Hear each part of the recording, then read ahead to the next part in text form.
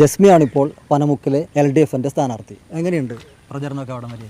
പ്രചരണം ആദ്യഘട്ടം ഇന്നത്തോടുകൂടി പൂർത്തിയാകും. നല്ല രീതിയിൽ ആളുകൾ നന്നായിട്ട് തന്നെ സപ്പോർട്ട് ചെയ്യുന്നുണ്ട്, മുന്നേറുക തന്നെ ചെയ്യും. എന്താണ് വികസന സങ്കല്പങ്ങൾ?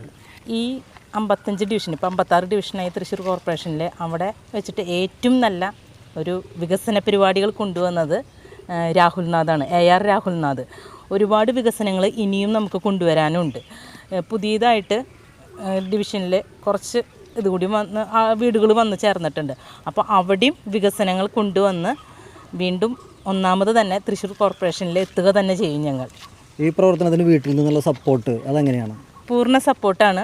ഹസ്ബൻഡും മക്കളും എല്ലാവരും, ഈ എൻ്റെ ചുറ്റും നിൽക്കുന്ന എല്ലാവരും എനിക്ക് ഫുൾ സപ്പോർട്ട് തന്ന് മുന്നോട്ട് നയിക്കുക തന്നെ ചെയ്യും. വളയം പിടിക്കുന്ന കാരിയറായിരുന്നല്ലോ ആദ്യത്തെ സ്വപ്നം, അതിൽ നിന്നും മാറിയിട്ടുള്ള ഒരവസ്ഥയാണ് ഇപ്പോൾ വരുന്നത്. അതിനെപ്പറ്റി എന്താണ് പറയാനുള്ളത്? വളയം പിടിക്കുന്നത് ഇഷ്ടപ്പെട്ട മറ്റൊരു മേഖല, ഇത് അതിനും നല്ലൊരു മേഖല. കാരണം നമുക്ക് ജനങ്ങളെ കൂടുതൽ അറിയാനും അവർക്ക് വേണ്ടി നമുക്ക് ചെയ്തു കൊടുക്കാൻ പറ്റുന്ന കാര്യങ്ങൾ ചെയ്തു കൊടുത്ത് അതിൽ നിന്ന് നമ്മൾ പറയില്ലേ, നമ്മുടെ നാടിനും പ്രദേശത്തിനും ജനങ്ങൾക്കും ഒരു നല്ലൊരു മാതൃകയായിട്ട് നമുക്ക് മുന്നേറാൻ പോവുക, അവരിൽ ഇറങ്ങിച്ചെല്ല എന്ന് പറയുന്നത് വേറൊരു എക്സ്പീരിയൻസ് കൂടിയാണ്. വിജയപ്രതീക്ഷയുമായാണ് ജസ്മി പ്രചാരണ രംഗത്ത് മുന്നോട്ട് നീങ്ങുന്നത്.